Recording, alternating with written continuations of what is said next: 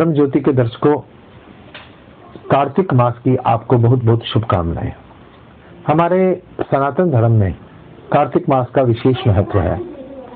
कार्तिक मास में प्रातःकाल भोर के समय जागना, किसी संगम पर, नदी पर, किसी सरोवर में, किसी कुएं पर, नहीं तो अपने घर पर ही स्नान करके तुलसी का पूजन करना, दीप दान करना, कार्तिक महात्म को, कथा को पद्म पुराण के अनुसार श्रवण करना, प्रभात फेरी निकालना, प्रभात फेरी में जाना, ये सारे के सारे इसके पीछे धार्मिक, आध्यात्मिक और वैज्ञानिक कई तथ्य छुपे हुए हैं।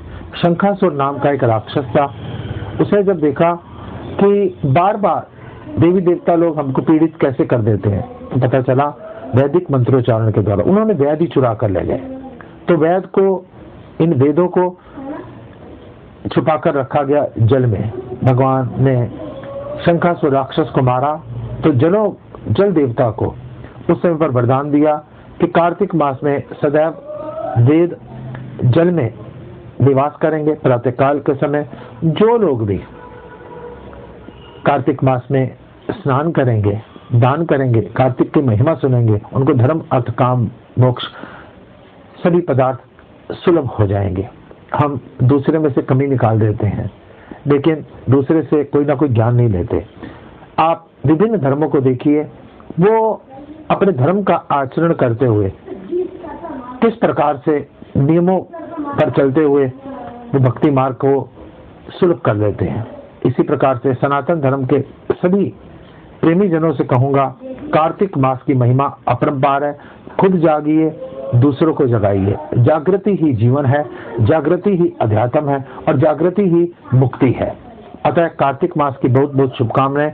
इसी महीने के अंदर सभी धर्मों से संबंधित 30 त्योहार मनाए जाएंगे। ये कार्तिक मास, ये गोबर में से भी भगवान को प्रकट करने का वायदा करता है। कार्तिक मास पति में ही परमेश्वर प्राप्त करने का रास्ता बताता है। कार्तिक मास अहोई अष्टमी को पुत्र के रूप में ही माँ और बेटे का संबंध को मजबूत करता है। कार्तिक मास भैया दूज वाले दिन बहन और भाई के रिश्ते को मजबूत करता है। कार्तिक मास में एक एक दिन, किस दिन दामाद को तो किसी दिन पहाड़ को पूजकर प्रकृति के प्रति, संबंधों के प्रति, परमात्मा के प्रति किस प्रकार से समर्पण करने से हमारे जीवन में शांति आएगी, मुक्ति आएगी और दुखों से हमको मुक्ति मिलेगी, ये ज्ञान देता है। आप सभी से मेरी एक विनम्र प्रार्थना है कि कार्तिक मास में प्रातःकाल जागिए, स्नान कीजिए, पूजा पाठ कीजिए और इससे कुछ ना कुछ आध्यात्मिक ज्ञान लेने की कोशिश कीजिए। मैं श्री राज माता झंडे वाला मंदिर में प्रातःकाल सुबह 5:30 बजे से 6:30 बजे तक कार्तिक मास का